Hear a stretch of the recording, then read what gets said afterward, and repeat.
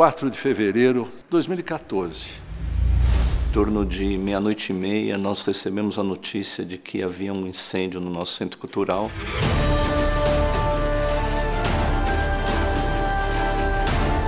Eu recebi a ligação, né, da secretária da escola. Ela falou que eles não estavam conseguindo controlar o fogo. Nesse momento eu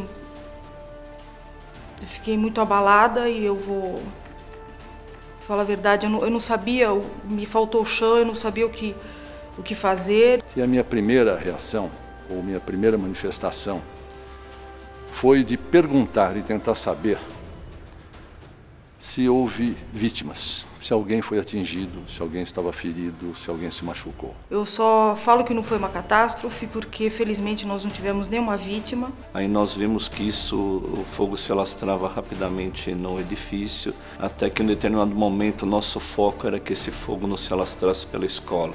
E eu ajoelhei, eu falei, meu Deus, coloca a tua mão, porque se aquilo for para a escola, acabou o liceu. O trabalho do Corpo de Bombeiro foi rápido. Mas o cenário era de completa desolação. Madeira retorcida, ferro retorcido, aquele cenário triste. Era uma cena de guerra, né? Você entrar lá, ver aquilo tudo destruído. Para nossa tristeza, boa parte quase que a totalidade das obras foram danificadas. Era Pietá, Moisés, Davi, enfim, entre outras, eram 28 réplicas. Passado esse processo, toda a parte do incêndio, veio a ideia, então vamos dessa diversidade, vamos tentar reconstruir o prédio. E aí partimos para uma regeneração de tudo. Nós vamos literalmente, o liceu vai ressurgir das cinzas.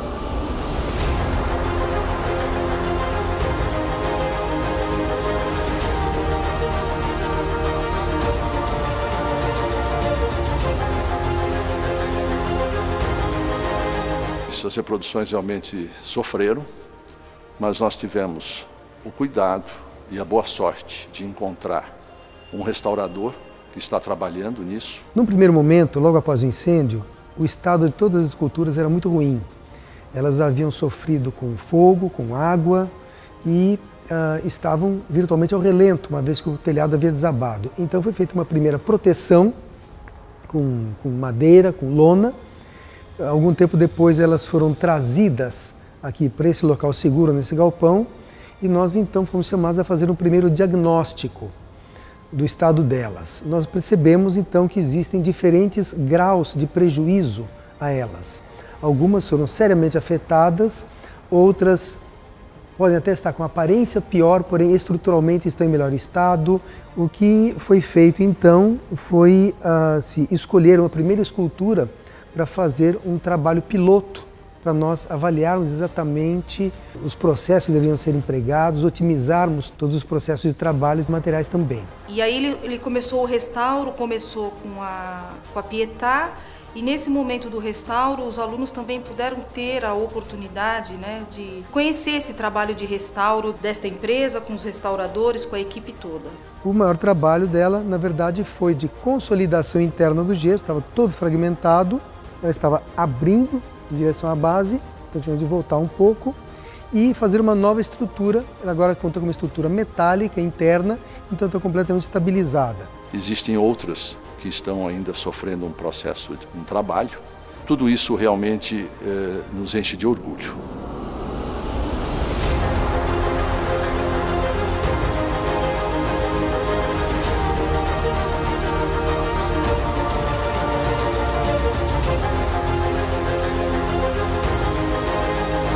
Este espaço do Centro Cultural, realmente ele estava, antes do incêndio, já sendo objeto de grande preocupação da nossa parte, porque ele estava realmente degradado, exigindo uma reforma substancial que o adequasse àquilo que se espera de um espaço desta natureza.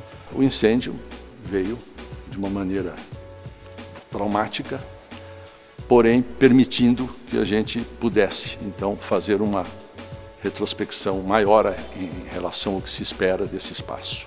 inicialmente, vamos construir um centro cultural exatamente como era, né? Mas a verdade é que isso foi se desenvolvendo ao ponto de se preservar o que fosse possível da arquitetura, que vinculava ao passado e à história, que era a belíssima história do Centro Cultural do Liceu, e que pudesse ser uma proposta moderna, de futuro. Nós precisávamos reconstruir esse espaço, mas nunca esquecendo que a gente tinha que manter as características deste espaço. Eu achei que nós deveríamos preservar isso como memória de São Paulo e a memória do próprio Liceu de Artes e Ofícios. Então nós tivemos o cuidado com 3 aspectos: o pórtico, os pilares e a estrutura metálica.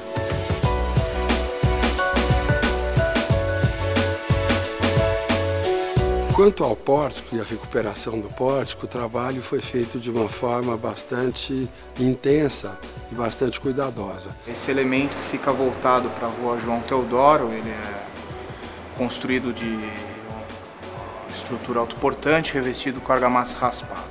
Existe uma série de etapas para que você possa iniciar o restauro em si. Começa com levantamento histórico, mapeamento de danos, testes na limpeza, no revestimento e até no acabamento final. No caso da preservação do pórtico, ele vai ser mantido conforme original. O que foi a motivação inicial é criar 2 pórticos na fachada.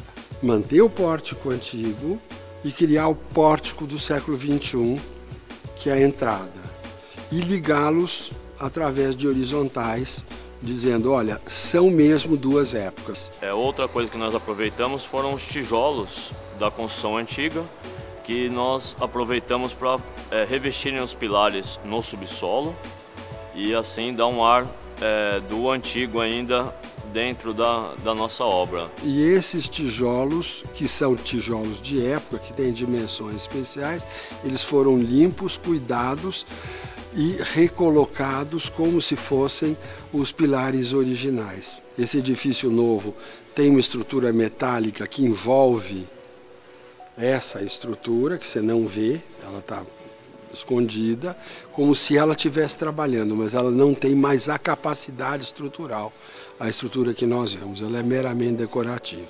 Internamente, esse edifício, que é moderno, que é contemporâneo, ele tem toda a tecnologia de hoje, quanto à parte de acústica, quanto à parte de temperatura, sistemas de ar-condicionado, como a parte de iluminação, que é extremamente sofisticada.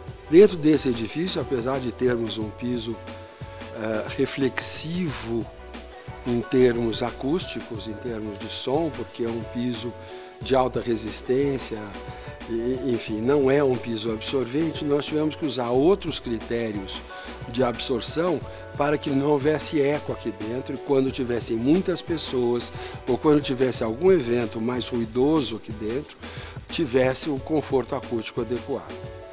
Quanto à iluminação, a iluminação é tão sofisticada que ela tem um sistema eletrônico que grava várias cenas possíveis. Eu acho que o ser humano foi projetado para viver com a luz do sol, com a luz do fogo. Então foram escolhidos criteriosamente cores de lâmpadas que a composição repete o espectro solar. Ricardo Julião fez um projeto, ao nosso ver, magnífico, e isso permitiu que então aquele espaço degradado, que sofreu o incêndio, acabasse se tornando este espaço moderno, este espaço vistoso. O espaço ficou maravilhoso, ficou fantástico. Como nós temos em São Paulo vários espaços dedicados a várias atividades artísticas e culturais, procuramos imaginar um espaço que servisse para várias funções. Aglomeração de várias pessoas, um coquetel, uma exposição, um pequeno evento de música. O desejo e a recomendação do Conselho é que agora com um novo espaço, um novo centro cultural, as atividades propostas estejam linkadas com a parte educativa. Onde a gente consiga, junto com a escola e com a educação e a formação de alunos, usar esse novo espaço para o futuro. Hoje nós temos o orgulho de poder brindar São Paulo com um espaço moderno, um espaço que vai se prestar muito para as próprias atividades da escola, para eventos sociais, para abrigar o museu do Liceu.